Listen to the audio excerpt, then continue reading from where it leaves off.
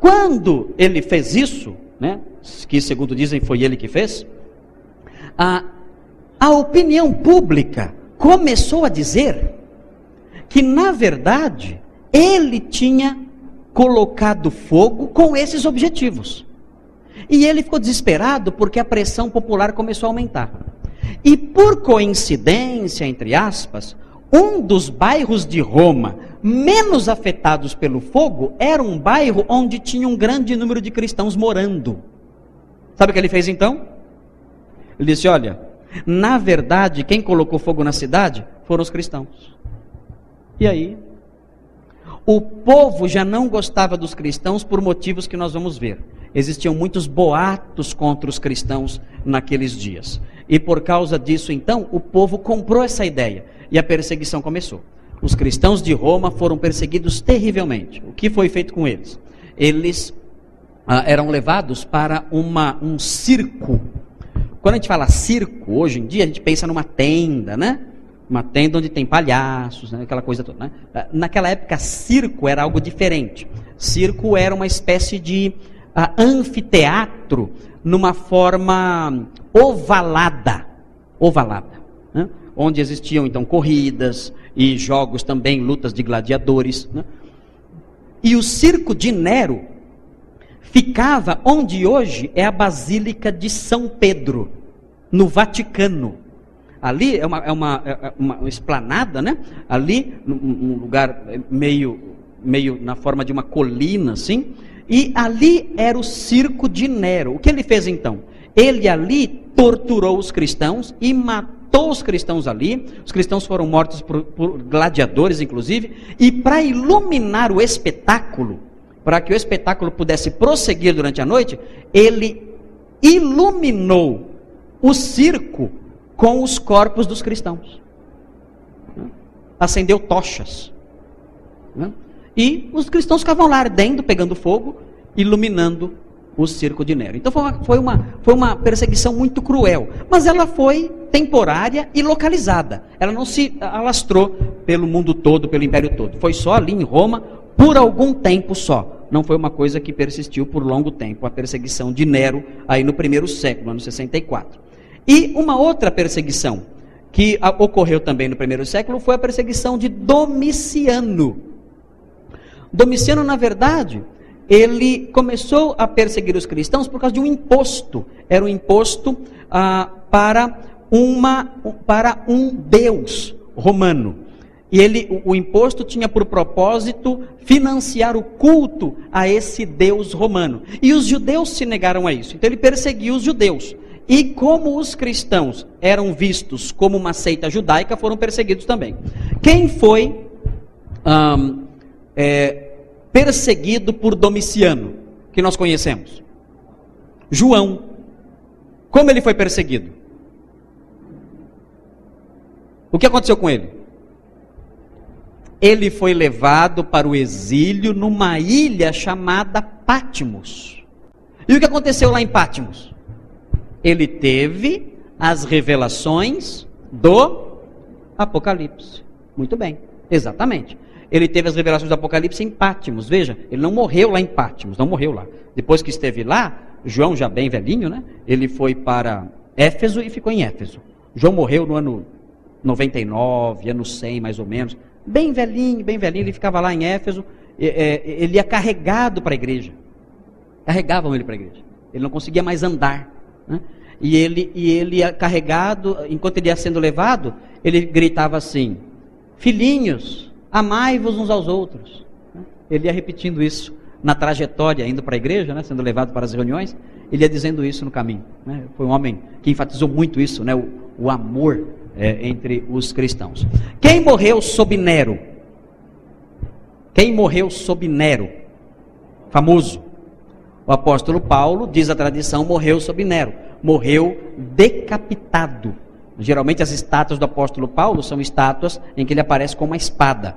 Isso significa que ele foi decapitado. Dizem também que Pedro foi crucificado também sob o reinado de Nero, na colina do Vaticano, onde hoje está a Basílica de São Pedro, na colina do Vaticano, sob o reinado de Nero também. E dizem que ele foi crucificado de cabeça para baixo, porque ele dizia que não era digno de ser crucificado como seu mestre. Então foi crucificado de cabeça para baixo, diz a tradição. E dizem que os restos mortais de Pedro estão ainda hoje lá na Basílica de São Pedro, no Vaticano. Tem uma caixa, né? Uma caixa de ouro, e dizem que lá dentro, então, tem lá os restos mortais de Pedro. Duvido muito, acho que é de algum bicho que botaram lá dentro, né? E fala que é dele, mas não, certamente não é nada disso. Isso é para atrair devotos. Pedro e Paulo, então, mortos na perseguição de Nero, e João perseguido na perseguição de Domiciano. Aqui nós temos uma foto de Nero. Aqui é uma escultura do rosto de Nero, ok? Essa é uma escultura muito conhecida nos livros de história eclesiástica, né? Imperador Nero. O que nós temos aqui são duas fotos do mesmo lugar.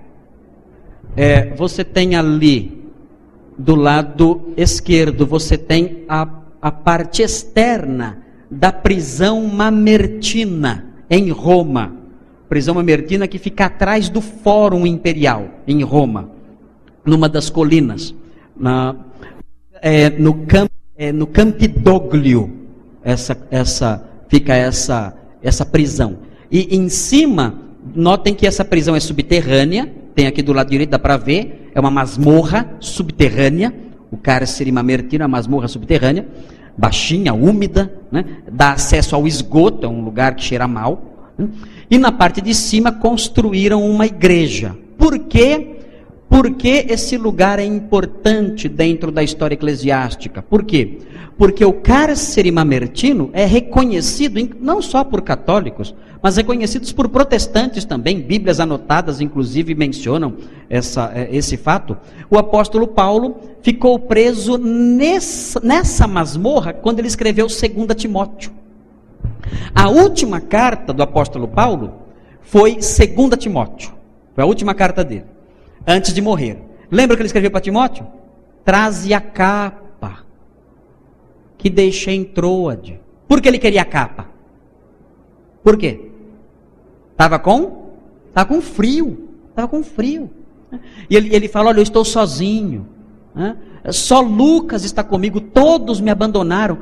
Ele menciona alguém que o procurou com muita insistência e o achou.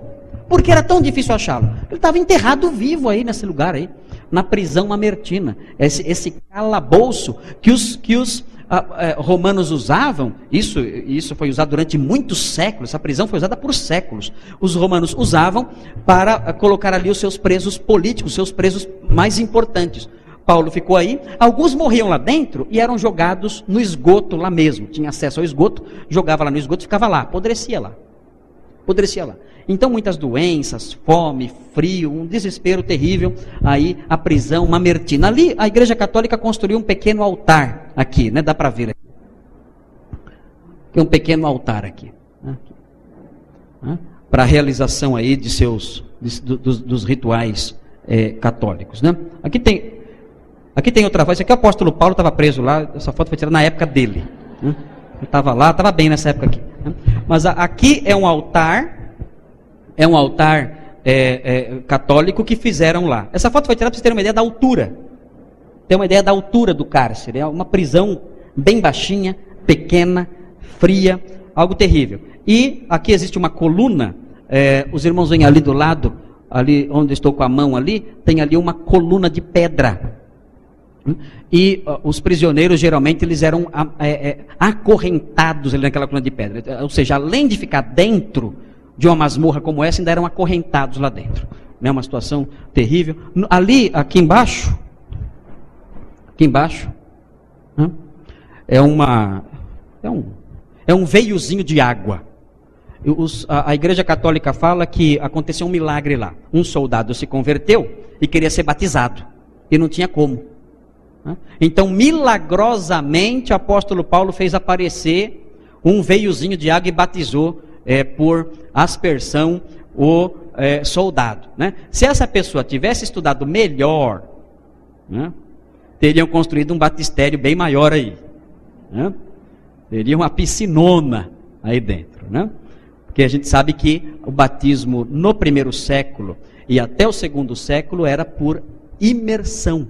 Isso é uma informação histórica que ela é objetiva, ela não é uma informação que, eu acho que era. Não, isso é fato comprovado objetivamente. A partir do segundo século começou a aspersão e tudo mais. Mas no primeiro século e também no segundo século, o batismo sempre foi por imersão, a imersão total da pessoa na água. As inovações vieram posteriormente. Então, até mesmo historiadores presbiterianos reconhecem isso. Isso é ponto pacífico. Só no Brasil que brigam por causa disso aí. Isso é ponto pacífico. Isso aqui é uma foto da ilha de Patmos. É que está um pouquinho embaçada, né? Mas é uma foto da ilha de Patmos, onde João ficou exilado. Teve as visões do Apocalipse. E essa aqui é uma fotografia do Coliseu. O Coliseu, a parte interna dele. O Coliseu foi construído no ano 80 por judeus escravos que tinham sido trazidos de Jerusalém depois da queda no ano 70. E eles construíram esse grande ginásio. E aí aconteceram muitos martírios de cristãos. Muitos cristãos morreram aí. É que aqui, os irmãos podem olhar, dá a impressão que não dava para realizar nada aí, né? Mas na verdade, nesse círculo que os irmãos veem aí no centro, nesse círculo existia uma laje. Uma laje. E sobre essa laje, então, aconteciam os espetáculos todos, né? Os animais eram trazidos para devorar os cristãos. Os cristãos eram devorados por leões aí. Espetáculos de gladiadores, muitos espetáculos eram feitos, né? E as pessoas aí, cabia 50 mil pessoas. 50 mil pessoas lotavam isso aí, né? E essas coisas aconteciam aí. Mas essa laje caiu com o tempo, ela desabou. Então o que dá para ver lá são os corredores subterrâneos, né? Onde ficavam os animais e os gladiadores e tudo mais, lá embaixo.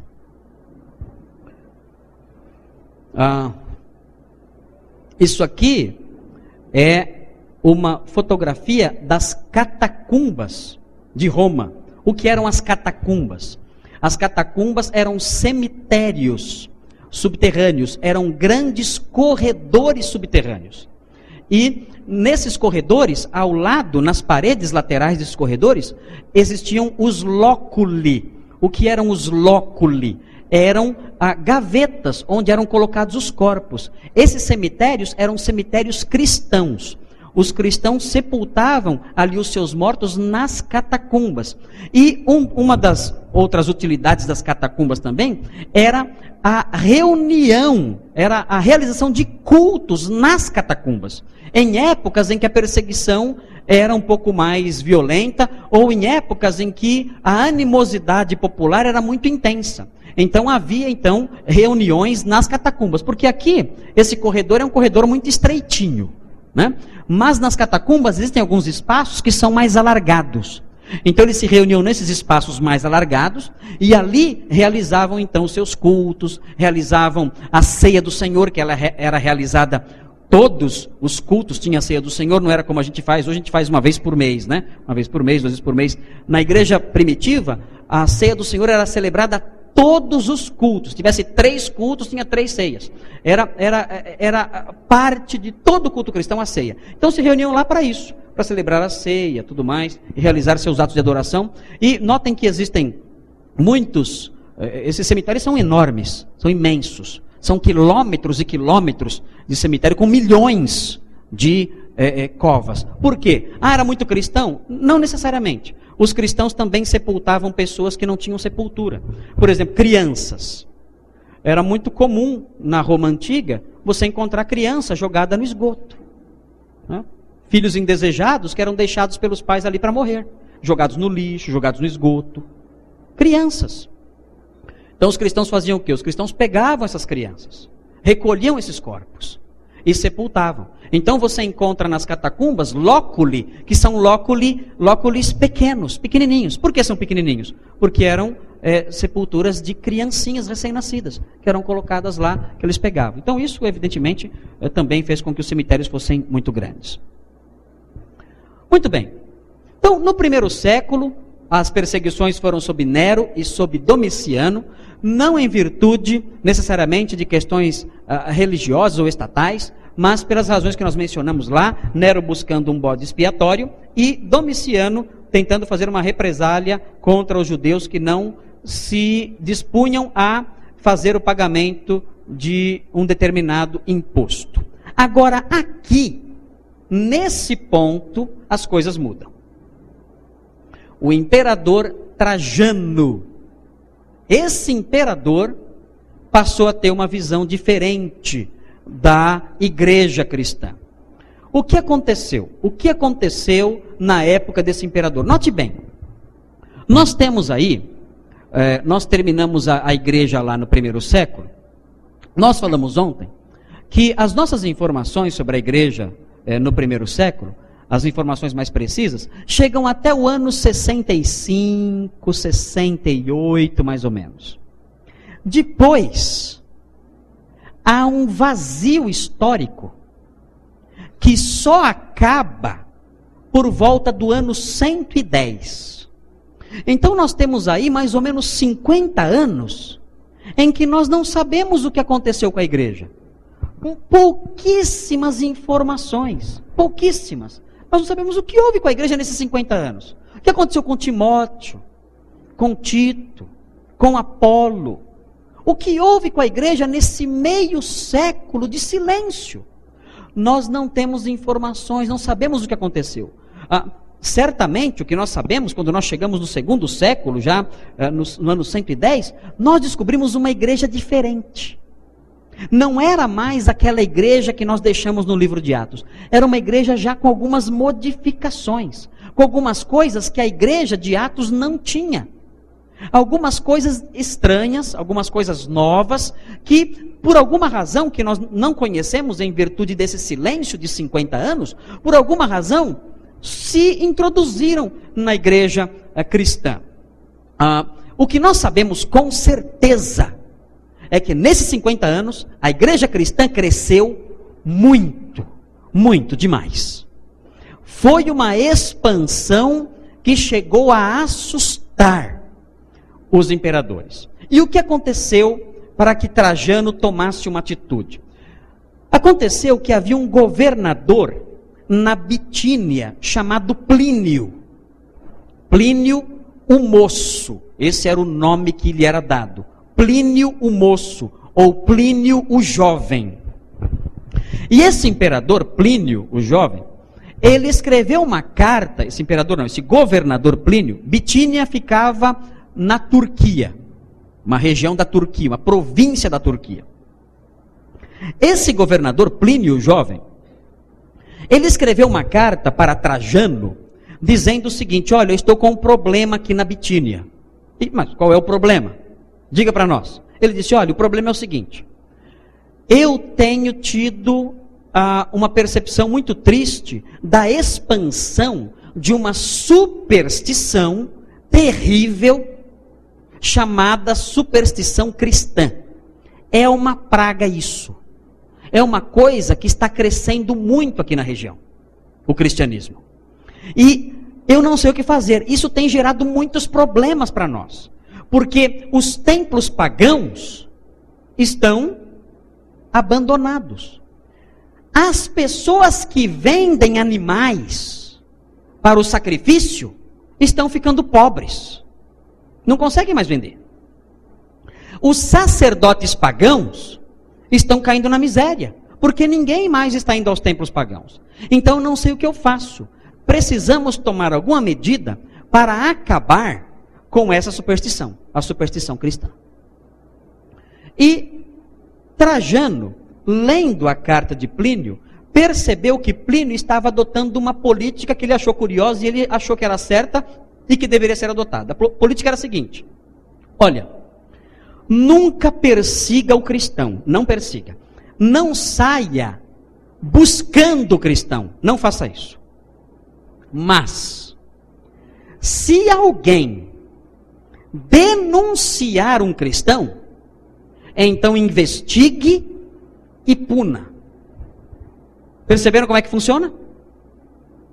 Eu nunca vou atrás de um cristão. O Estado é inerte. O Estado é inerte. O Estado não vai procurar. Mas se o Estado for provocado, aí muda tudo. Aí o Estado vai ter que se mobilizar, vai ter que ir até lá, vai ter que investigar, e se for verdade, vai ter que punir. É um princípio que nós adotamos ainda hoje no nosso direito, né? Por exemplo, imagine que você não receba o seu aluguel. Ok? Não estão pagando o inquilino, o seu inquilino, né? Não está pagando o aluguel mensal. O Estado faz alguma coisa? Faz? O governo vai lá? Não. Só se você promover uma ação de cobrança, uma ação de despejo, enfim, você vai promover essa ação, aí o Estado é obrigado a se pronunciar, através de um processo, avaliar, instruir, descobrir se isso é verdade, se for o caso, aplicar ali uma pena para a pessoa que não está pagando. Foi essa política que Trajano adotou. Uma política de inércia estatal. Olha, eu vou ficar esperando a provocação dos particulares. Se alguém denunciar, eu vou, investigo e puno. Ok? Essa foi a política de perseguição de Trajano. E o que aconteceu na época dele? Bom, era simples. Você via alguém que era cristão. Você não gostava dele. O que você fazia? Você ia lá e contava para o Estado. Só fazia isso. Só, aquele fulano lá é cristão. Recebi uma denúncia. O que eu tenho que fazer agora? Eu tenho que ir lá investigar. E aí trazia o cristão.